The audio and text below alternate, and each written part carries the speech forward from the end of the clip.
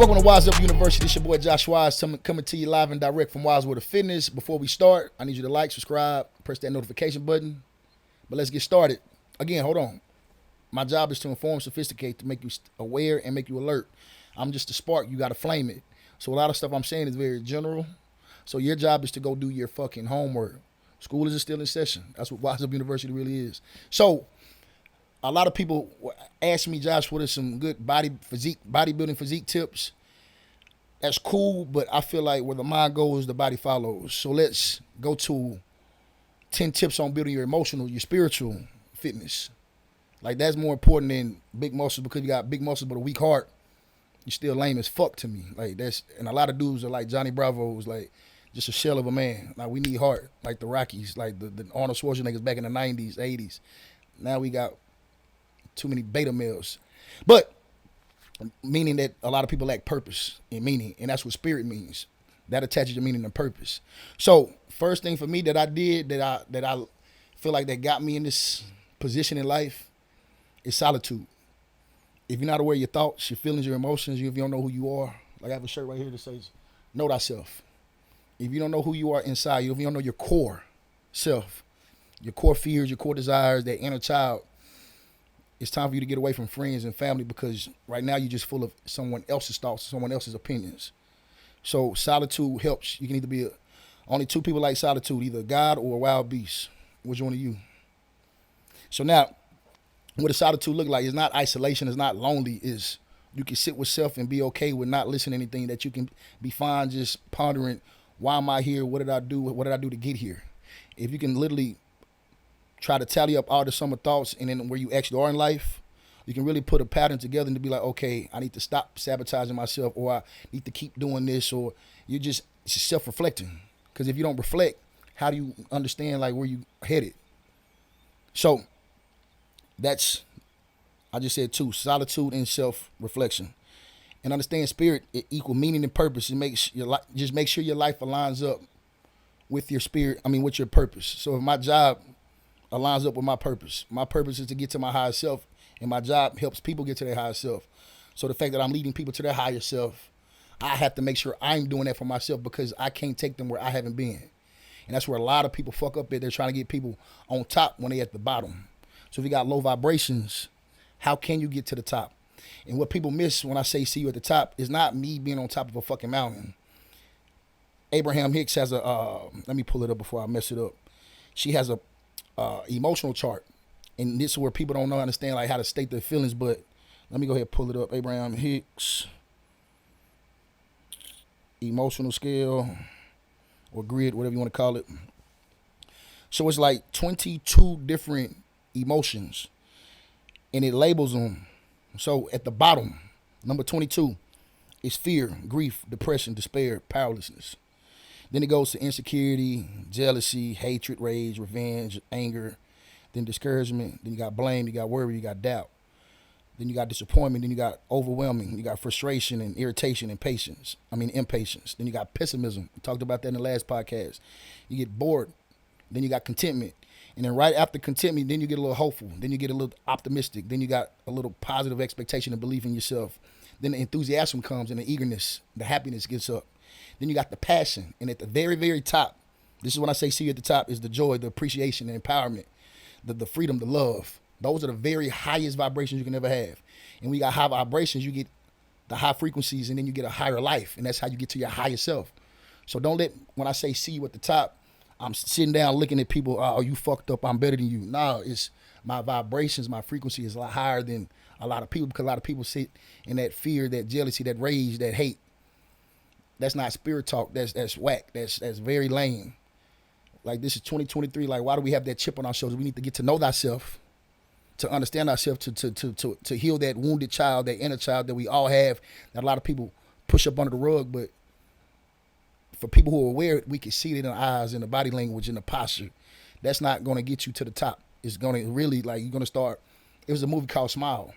If people caught that movie, people trauma will push to other people's trauma. In order to heal that trauma is they have to sit in isolation, sit in solitude, to talk with their demons, to get them demons out.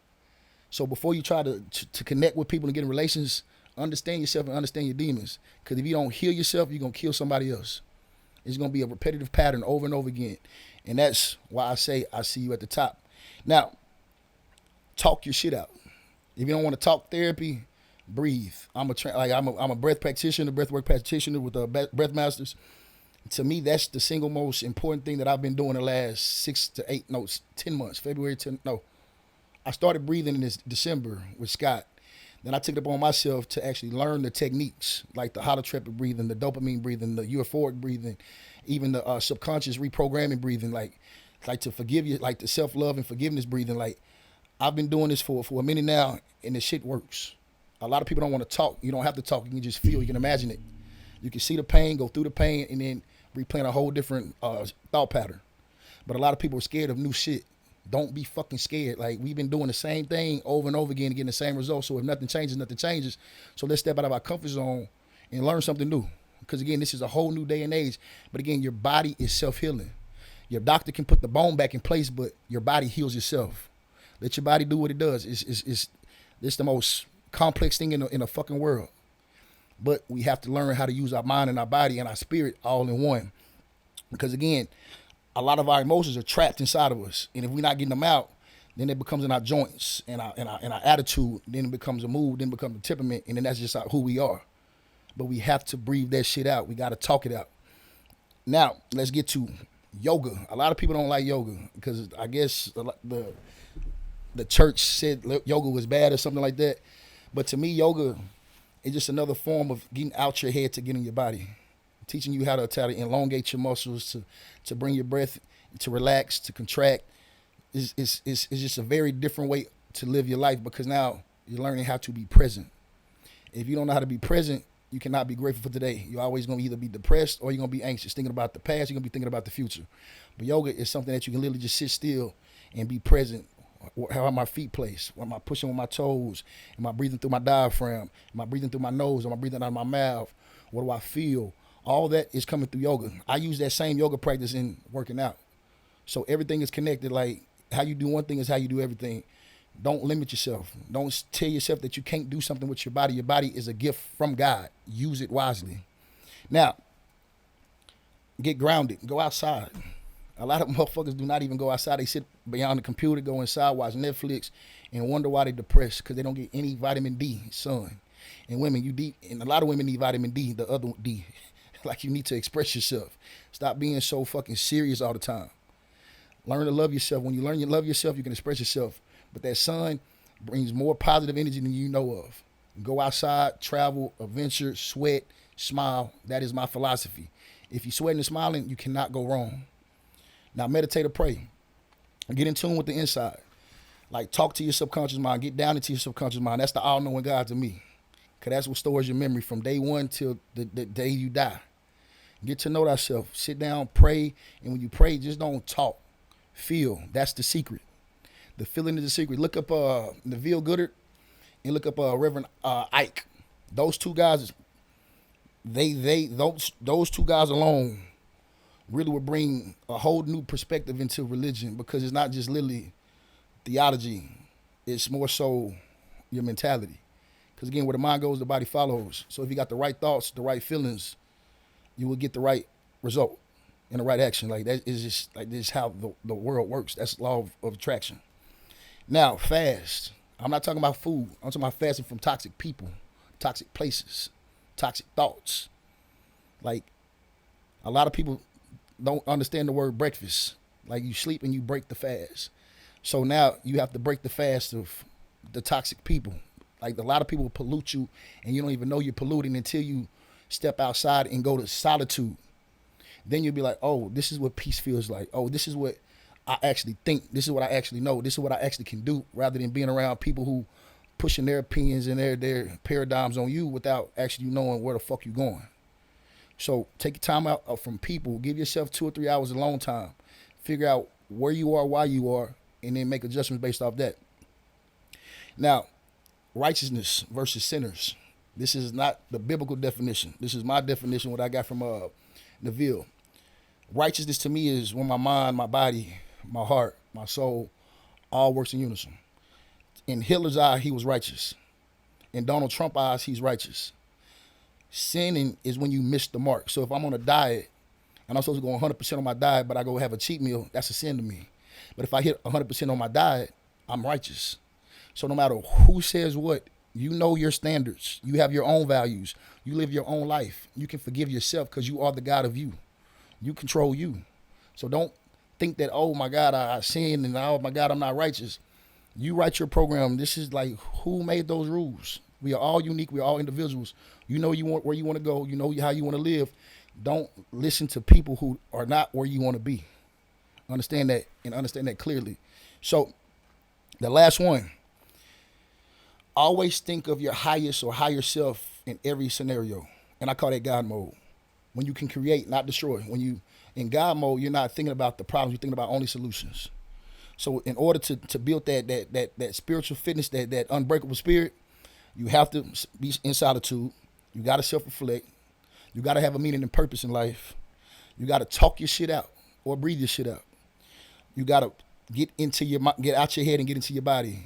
If it's not yoga, it's Pilates. If it's not Pilates, it's meditation. Do something to where you're not inside your head, where you can move through your body. Also, you got to get grounded. Go outside, walk around, get in nature, feel the air through your nostrils, like feel the sunlight on your skin, get connected back to Mother Nature. Also, you can meditate and you can pray daily. And when you're praying and when you're meditating, find the fucking feeling that you want to achieve.